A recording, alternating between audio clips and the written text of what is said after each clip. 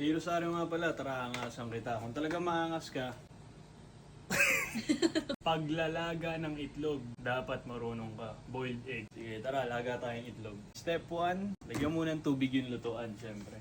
Hindi ko sinasabing tama to pala eh. Ito yung way ko kung paano ako magpakulo ng itlog. Kung meron kayong additional tips or sa tingin nyo may mali sa ginawa ko, open ako for suggestions, comments, and reaction pala, no? Violent reaction. Ano yung violent reaction? Open ako for suggestions and multiplication. Open ako for suggestion or open ako for comments and suggestions. Okay? Natumbok mo din. So, on na muna natin to. Pagka nalagyan na natin ng tubig yung lutuan, na-on na natin. Second step ko, hugasan ko yung mga itlog. Kasi sa palengke ako nabili ng itlog, so may tae-tae madalas. So, nahugasan na natin yung itlog, kumukulo na yung tubig. Pag kumukulo na yung tubig, lagyan natin ng baking soda tsaka vinegar. Ito daw yung technique. Sa akin, nag-work to. Ewan ko kung mag-work sa inyo to. Para mabilis or madaling balatan yung itlog. Isa yan sa mga ayaw na ayaw ko. Mahirap balatan na nilagang itlog o na boiled egg. Yung sumasama yung laman sa balat. Diba? Lagyan natin konting suka. Tapos, baking soda. Laglag na natin yung itlog niyan. 7 minutes. Depende sa inyo kung gaano kaluto yung boiled egg or yung nilagang itlog nyo. Pero sa amin, 7 minutes. Yun yung pinaka-trip namin. Soft boy. Sabihin mo. Soft boiled daw, sabi ni Mrs. O ayan.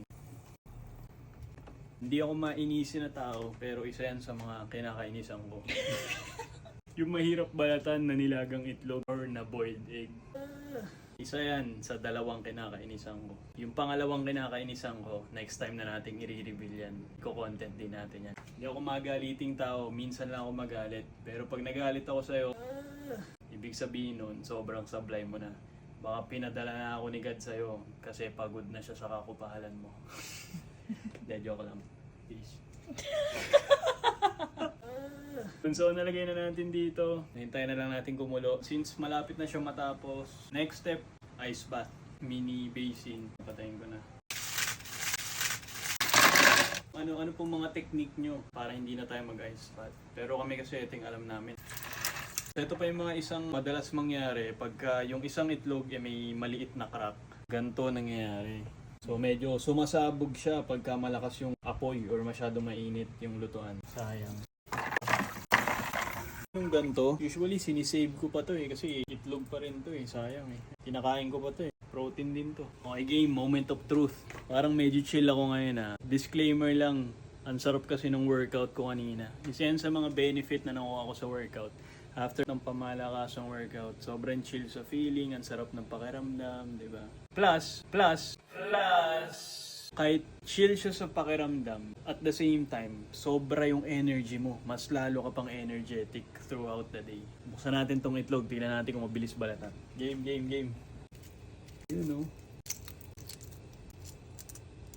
You know, success. Swabing-swabe. Tignan naman natin kung ano yung tsura ng loob. Okay, that's it. I'm out. Peace.